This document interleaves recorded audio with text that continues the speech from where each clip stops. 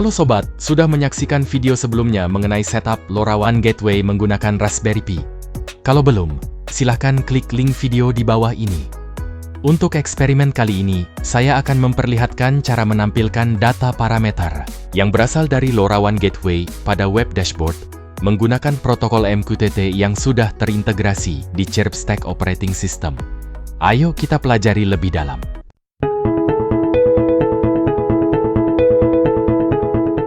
Sobat, LoRa Gateway meneruskan data menggunakan MQTT dengan mengonfigurasi server jaringan bawaannya agar terhubung ke broker MQTT. Hal ini meliputi pengaktifan server jaringan gateway, pembuatan aplikasi, memasukkan detail koneksi broker MQTT, dan penentuan topik transmisi data.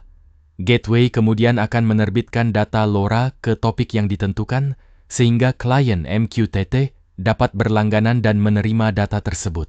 Pada eksperimen video sebelumnya tentang pembuatan LoRa Gateway dari Raspberry Pi dengan ChirpStack Operating System. Berdasarkan konfigurasi yang sudah saya buat, pada menu ChirpStack, selanjutnya di submenu MQTT Forwarder, kemudian tab menu MQTT Configuration. Topik prefix yang saya setup adalah AS923-2. Untuk bisa explore MQTT data, Anda perlu menggunakan aplikasi klien MQTT seperti MQTT Explorer. Jalankan aplikasi MQTT Explorer. Install aplikasinya jika belum tersedia di komputer sobat. Untuk terhubung ke broker, server, MQTT, lalu melihat, berlangganan, atau menerbitkan pesan ke berbagai topik. Anda dapat menghubungkan klien ke broker lokal dengan memasukkan detail koneksi seperti alamat, port, dan kredensial jika diperlukan. Jalankan aplikasi MQTT Explorer. Buat koneksi baru dengan cara tekan tombol plus di sisi kiri aplikasi. Masukkan detail koneksi. Beri nama koneksi, saya akan buat nama ChirpStack Raspi. Protokol pilih MQTT. Host masukkan alamat broker, saya akan masukkan address 192.168.8101. Port 1883. Username dan password dibiarkan kosong, karena saya tidak menggunakan keduanya. Tekan tombol Save untuk menyimpan konfigurasi ini. Klik tombol Connect untuk melakukan koneksi. Jika berhasil, Anda akan melihat status koneksi aktif di klien Anda. Jika koneksi gagal, periksa kembali alamat, port, dan kredensial Anda. Setelah terhubung, Anda bisa mulai mengeksplorasi topik yang dipublikasikan oleh perangkat LoRa Gateway tersebut. Pada eksperimen sebelumnya, saya menghubungkan LoRa Gateway dan sensor LoRa Sensa IO dengan nama sensor 230 dengan device ID berikut ini. Kita bisa perhatikan pada MQTT Explorer, LoRa Gateway mengirimkan data melalui MQTT dengan topik seperti yang ditampilkan di sisi kanan ini. Catat dan record topik ini karena akan kita gunakan di eksperimen berikutnya.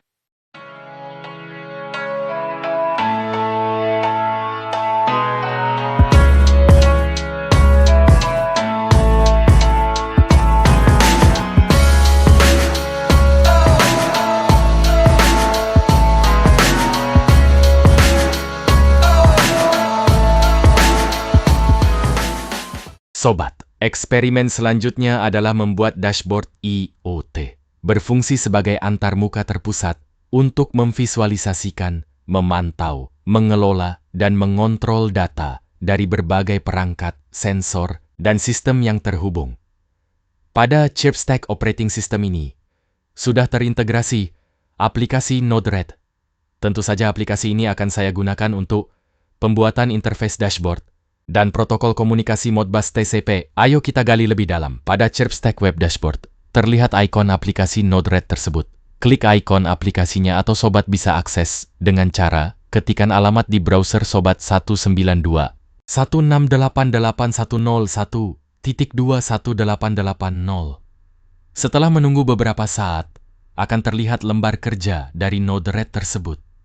Ingin lebih detail terkait aplikasi Node-RED, Sobat bisa mengunjungi learning video lainnya dari YouTube channel kesayangan Sobat.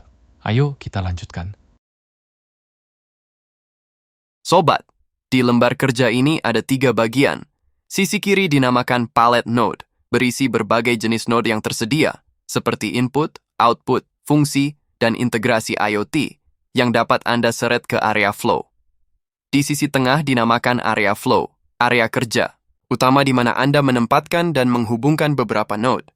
Di sisi kanan dinamakan panel sidebar, panel untuk memantau keluaran, output, pada setiap titik dalam aliran, membantu dalam pemecahan masalah dan penyempurnaan. Lembar kerja Node-RED merujuk pada antarmuka visual berbasis flow di browser tempat. Pengguna membuat aplikasi IoT dengan menghubungkan node simpul secara visual untuk membentuk aliran logika. Antarmuka ini memungkinkan pembuatannya menjadi aplikasi dengan kode minimal atau tanpa kode, no code, dengan menarik dan menghubungkan berbagai node seperti input, output, fungsi, dan integrasi ke layanan lain. Tekan tombol garis 3 di sudut kanan atas lembar kerja Node-RED, kemudian pilih menu Manage Palette. Terdapat user setting dengan tab menu Nodes dan Install. Manage Palette di dalam Node-RED adalah sebuah fitur antarmuka pengguna yang berfungsi sebagai alat untuk mengelola koleksi node yang tersedia di palet. Panel sebelah kiri, Editor. Sobat perlu menginstal tambahan koleksi node yang akan digunakan di eksperimen ini. Klik tab menu Install, ketik FlowFuse Node-RED Dashboard pada search box. Berikutnya akan muncul pilihan node. Kemudian tekan tombol install dan tunggu sampai prosesnya selesai. Selanjutnya, ketik Node-RED Contrib Input Split pada search box dan tekan tombol install. Lanjutkan dengan ketik Node-RED Contrib Modbus dan tekan tombol install. Ketik Node-RED Dashboard dan tekan tombol install. Setelah selesai tekan tombol close pada menu Manage Palette untuk kembali ke lembar kerja. Pada eksperimen ini, saya sudah membuat kode di lembar kerja ini.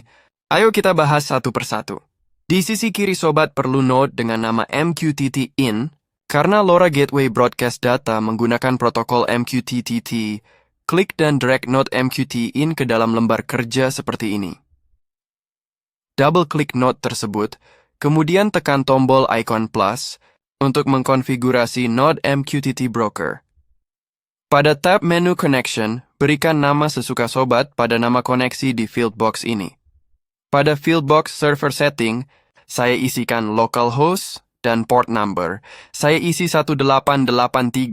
Kemudian untuk protokol saya pilih MQTT versi 3.1.1. Biarkan konfigurasi lainnya pada kondisi default. Pada tab menu Security, pada eksperimen ini saya tidak melakukan konfigurasi ini. Pada tab menu Message, biarkan konfigurasi parameter dalam kondisi default. Kemudian, tekan tombol LED di sudut kanan atas jendela konfigurasi ini untuk final konfirmasi. Kemudian sobat akan kembali ke jendela konfigurasi Node MQTT dan pilih nama MQTT server yang sudah dibuat tadi, yaitu Localhost. pada fieldbox topik, isikan topik konfigurasi yang sudah sobat catat sebelumnya.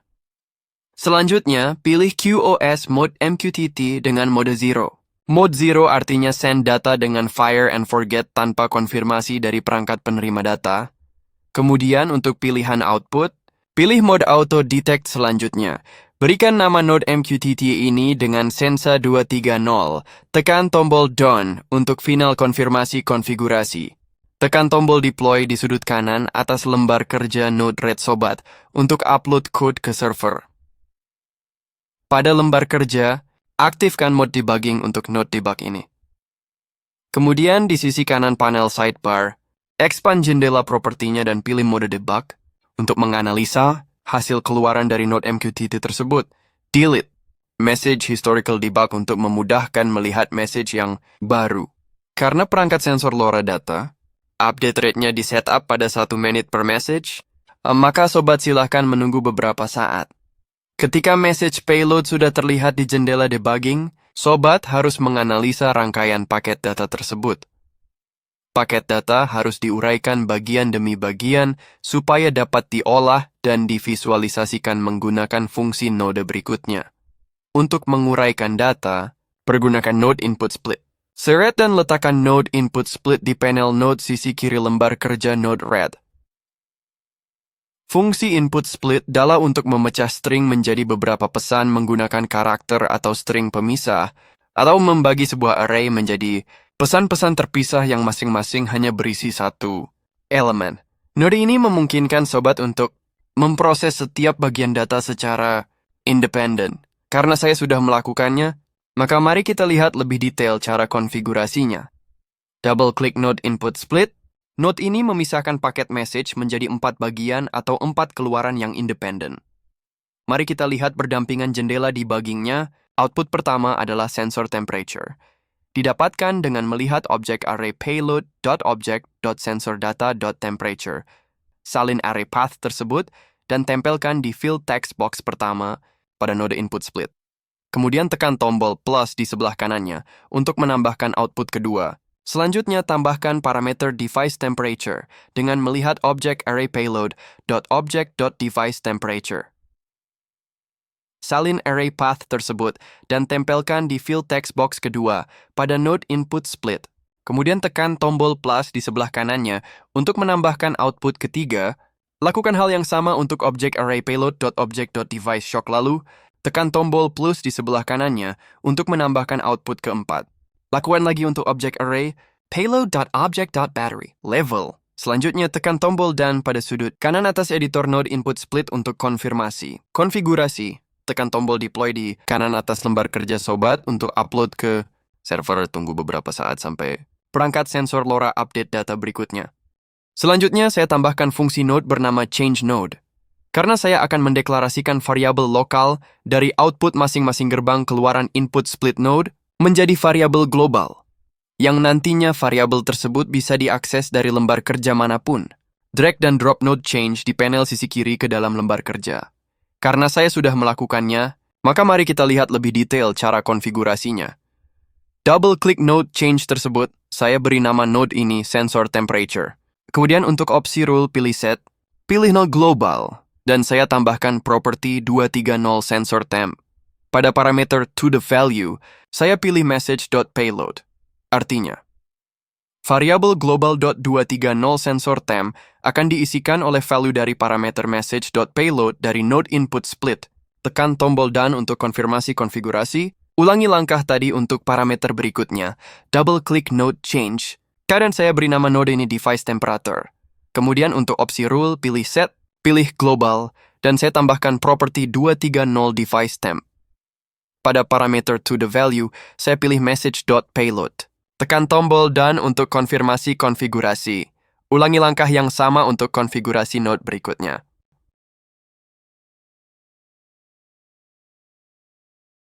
Kemudian saya akan memakai node function untuk memilah beberapa parameter yang tidak bisa dilakukan dengan node input split. Drag dan drop function node di sisi kiri sidebar ke lembar kerja. Double-klik node-nya, berikan nama node ini sesuka sobat. Saya beri nama radio. Kemudian klik tab menu setup. Adjust parameter output menjadi 2. Karena saya membutuhkan 2 channel output dan biarkan parameter lainnya pada kondisi default. Klik tab menu startup. Biarkan semua kondisi default. Lalu, klik tab menu on message. Tuliskan instruksinya dalam bahasa JavaScript. Saya buat deklarasi variabel pv1 dan pv2 dan objek variabel msg1 dan msg2. Variabel pv1 adalah msg.payload.rxinfo 0.rssi. Variabel pv2 adalah msg.payload.rxinfo 0.snr. Variabel objek msg1 sama dengan pv1. Variabel objek msg2 sama dengan pv2. Dan return fungsi msg1 dan msg2. Tekan tombol down di sudut kanan atas properti jendela editor node function. Drag dan drop node canggih ke lembar kerja untuk mengubah parameter keluaran. Node function tadi menjadi global variable, seperti langkah sebelumnya. Tekan tombol down di sudut kanan atas jendela properti node chang. Kemudian tekan tombol deploy untuk upload coding di lembar kerja ke server. Kita lanjutkan, scroll down lembar kerja ke bawah. Di sisi kiri panel, drag dan drop node, inject ke lembar kerja. Saya akan membuat trigger yang berjalan secara permanen setiap 2 detik yang berguna untuk mengeksekusi perintah coding atau instruksi pada node berikutnya. Double-klik node inject. Saya beri nama live beat 2 sekon. Kemudian pada propertiesnya saya pilih msg.pilot dan tipe data boolean dengan value true. Artinya note ini akan mengeluarkan value boolean dengan nilai true setiap 2 detik dan berlangsung terus-menerus. Pada properties berikutnya, berikan checkbox pada inject once after dan isikan angka 5. Untuk pilihan repeat, pilih interval dan isikan every 2 sekund. Setelah itu tekan tombol done. Untuk konfirmasi konfigurasi, note inject yang sudah saya setup akan digunakan untuk memanggil global variable secara periodik setiap 2 detik sekali. Caranya dengan drag dan drop note chunk di sisi panel kiri ke lembar kerja. Double-klik note-nya, kemudian saya berikan nama sensor temperatur. Properties rule-nya saya setup menjadi pilih set, kemudian pilih msg.pilot to the value. Pilih global dot dan isikan 230 sensor temp.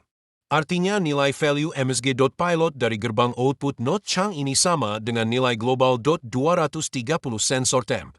Tekan tombol done di sudut kanan atas untuk konfirmasi konfigurasi. Kemudian hubungkan link output gerbang note inject dan input gerbang note change tersebut. Kemudian, saya memerlukan note function untuk memanipulasi value dari keluaran note change tersebut. Karena dari jendela properti debugging ini, nilai parameter dari sensor temperatur dan beberapa parameter lain perlu di-scaling. Selanjutnya, drag dan drop note function ke lembar kerja. Double-klik note-nya dan saya beri nama scaling. Kemudian pada tab menu on message, saya tambahkan coding deklarasi seperti ini. Deklarasi objek MSG1 dan variable PV. Untuk kalkulasinya saya tulis instruksi. PV sama dengan msg.pilot dibagi angka 10. Karena dari jendela debugging ini value-nya perlu dibagi angka 10 supaya mewakili keadaan sebenarnya. Instruksi berikutnya saya buat variable PV hanya menjadi 2 digit desimal. Kemudian gerbang output note ini yaitu msg1.pilot sama dengan nilai PV tersebut. Adisional, msg1.topic adalah temperatur. Topik ini digunakan untuk pengolahan data berikutnya. Tekan tombol done di atas untuk final konfigurasi. Tekan tombol deploy di sudut kanan atas lembar kerja untuk simpan dan upload konfigurasi ke server. Selanjutnya, saya akan buat dashboard interface yang akan kita gunakan sebagai visualisasi. Dari parameter tekanan, temperatur, baterai level, kekuatan sinyal, dan lainnya. Untuk langkah detail pembuatan dashboard ini, sobat bisa pelajari di video channel kesukaan sobat lainnya. Langkah awal pembuatan dashboard ini, sobat perlu menambahkan komponen utama di lembar dashboardnya. Expand panel sisi kanan lembar kerja sobat. Di sisi kanan atas ada tombol drop down. Tekan tombol tersebut dan pilih menu dashboard 2.0 dan pilih menu tab layout. Tambahkan halaman atau page untuk meletakkan elemen dari dashboard sobat. Tekan tombol plus page di sisi kanan atas dari properties layout untuk membuat page baru. Karena pada eksperimen ini saya sudah membuatnya dengan nama Sensa 230, maka saya akan explore page tersebut. Sorot mouse ke arah properti halaman Sensa 230. Tekan tombol plus untuk membuat grup baru di halaman ini. Saya sudah membuat 4 grup dengan nama proses parameter, device parameter, radio, dan trending. Di masing-masing grup inilah sobat meletakkan elemen node dashboard agar semuanya tersusun dengan urutan yang baik. Selanjutnya drag dan drop node gauge dari panel bar sisi kiri ke lembar kerja. Kemudian double-klik node-nya dan terlihat jendela properties node tersebut. Sobat silakan memberikan nama node ini. Kemudian untuk meletakkan posisi elemen node ini, pilih page Sensa 230 group proses parameter. Tentukan ukurannya, saya pilih 3x3, tipenya 3/4 round dan style pilih round. Untuk opsi value, pilih msg.pilot. Range limit pilih minimum adalah 0 dan maksimum adalah 100. Untuk segmen warna, sobat bebas mengatur nilai dan warnanya. Saya atur warna hijau untuk value 0, warna kuning pada value 55 dan merah pada value 65. Berikan label nama. Saya isi temperatur. Units deg untuk degree Celsius. Size. Silahkan sobat bereksperimen untuk hasil visual yang sobat kehendaki. Tekan tombol done di atas untuk konfirmasi konfigurasi. Kita lanjutkan untuk tampilan trend chart. Drag dan drop node chart dari panel node sisi kiri ke lembar kerja. Double-klik node chart tersebut dan akan tampak jendela propertiesnya. Isikan nama node ini, saya beri nama array line chart. Pilih grup di Sensa 230 trending. Tentukan ukuran chart ini, saya setup menjadi 5x5. Beri nama label chartnya dengan chart, atau silakan memberikan nama sesuka sobat. Selanjutnya, untuk chart konfigurasi, pilih tipenya, saya pilih line. Pada pilihan interpolasi, saya pilih linear. Untuk font style, biarkan pada pilihan non. X-axis type, saya pilih time scale. Format aksis X, saya pilih hour-hour, month. A-axis label, saya isikan time. X-axis limit 1 hours.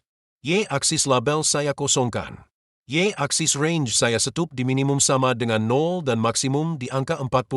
Property series saya pilih msg.topic. Untuk X-axis parameter saya pilih timestamp, Y-axis adalah msg.pilot. Dan biarkan setup berikutnya pada kondisi default. Tekan tombol Done di sudut kanan atas jendela chart properties. Tekan tombol Deploy untuk simpan dan upload kode konfigurasi ke server. Lakukan editing dan konfigurasi Node dashboard berikutnya dengan langkah yang sama.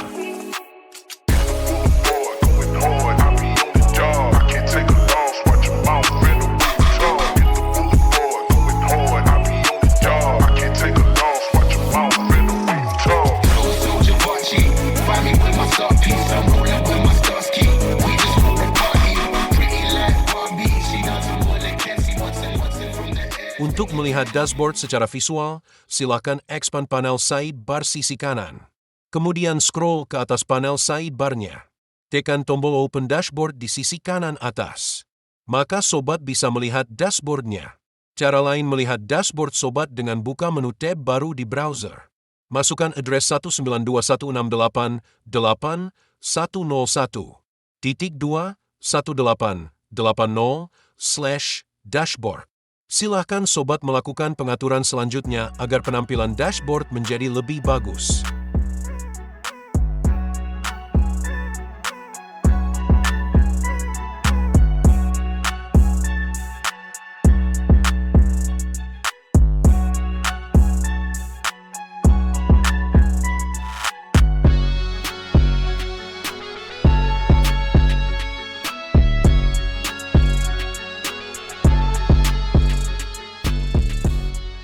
Topik berikutnya adalah membuat Modbus Slave Server atau Slave TCP/IP.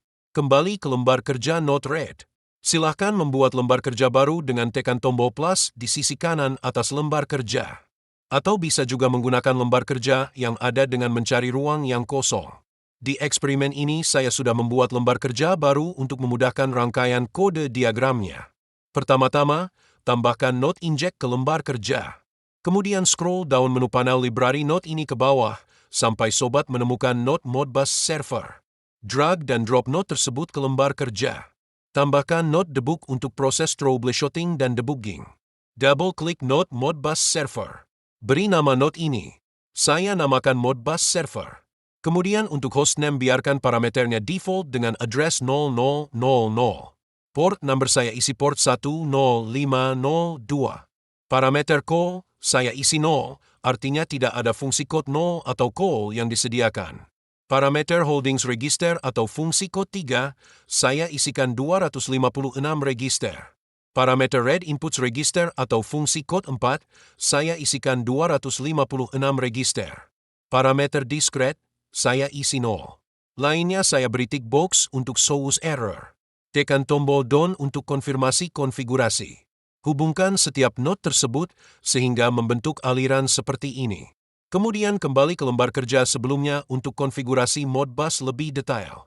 Perlu diketahui value proses parameter yang dikirim perangkat sensor LoRa merupakan bilangan real yang menyimpan bilangan dengan bagian desimal dan pecahan. Sedangkan register fungsi kode 3 atau 4 yang kita konfigur sebelumnya merupakan bilangan bulat 16 bit. Maka sobat perlu merubah bilangan real tersebut menjadi rangkaian bilangan 16 bit yang merepresentasikan bilangan real tersebut. Drag dan drop node function ke lembar kerja dan double-klik node-nya. Node ini saya beri nama flow to 32 bit value. Pada tab menu setup, untuk parameter output setup ke angka 2. Kemudian, pada tab menu on message, tuliskan kode instruksi berikut. Sobat, Kode instruksi ini digunakan untuk merubah sebuah bilangan dengan tipe data floating point atau bilangan real 32 bit menjadi dua urutan bilangan dengan tipe data 16 bit unsigned integer. Silahkan digunakan atau dikembangkan untuk keperluan sobat. Klik tombol Done untuk konfirmasi konfigurasi. Hubungkan alur garis dari gerbang keluaran node scaling menuju gerbang input flow to 32 bit value. Kemudian, drag dan drop node Modbus write node dari panel kiri ke lembar kerja. Double-klik node-nya dan silahkan beri nama. Saya beri nama write 40001. Berikan unit ID dengan nomor 1. Pilih function code FC16 preset multiple register, kemudian set address di angka 1 dan set data quantity di angka 2. Untuk field box server, klik tombol plus untuk membuat server konfigurasi. Pada tab menu setting, berikan nama server lokal. Pilih tipe server di TCP mode. Host biarkan default atau isikan 127.0.0.1. Port isikan 10502. Dan TCP tipe pilih default dan unit ID isikan 1. Dan timeout isikan 1000. Reconnect timeout sama dengan 2000. Klik tombol Add atau Done untuk konfirmasi konfigurasi. Kembali ke jendela Modbus write node. Pilih server yang tadi disetup, kemudian klik tombol Done untuk final konfigurasi. Pada lembar kerja, hubungkan alur data dari gerbang output node fungsi float to 32 bit menuju gerbang input Modbus write node tadi. Selanjutnya, ulangi langkah pembuatan konversi bilangan real ke double unsigned integer tadi dengan copy dan paste node tersebut ke node instruksi berikutnya. Lakukan setup dan konfigurasi Modbus write node lainnya dengan cara yang sama. Perlu diperhatikan, penulisan nomor holding register untuk tipe value floating point memerlukan 2 register Modbus, maka tambahkan 2 register untuk address parameter berikutnya. Setelah selesai, tekan tombol Deploy di sudut kanan atas lembar kerja Node-RED untuk simpan dan upload konfigurasi ke server.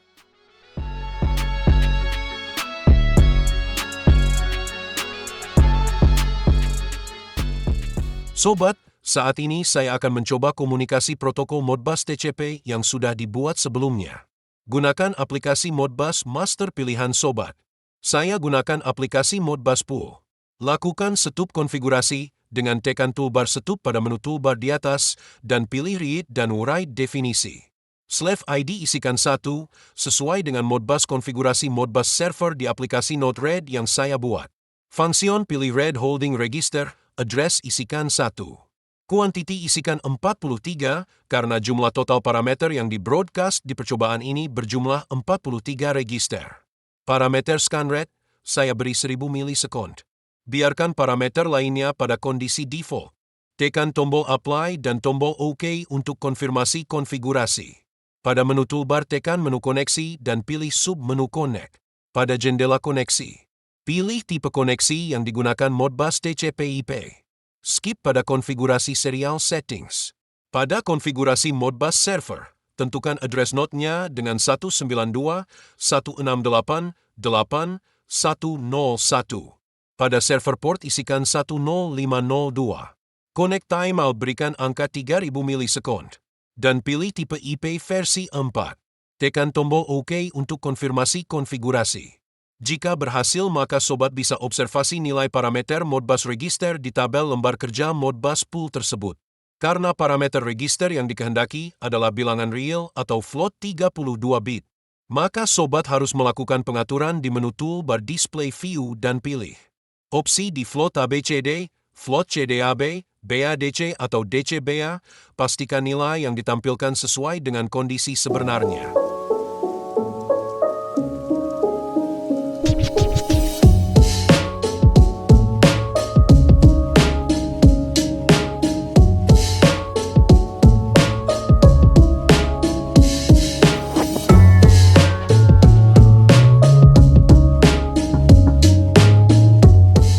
Rekan-rekan, demikian tutorial web dashboard IoT dan Modbus TCP server. Semoga bermanfaat. Sampai jumpa di materi selanjutnya. Terima kasih.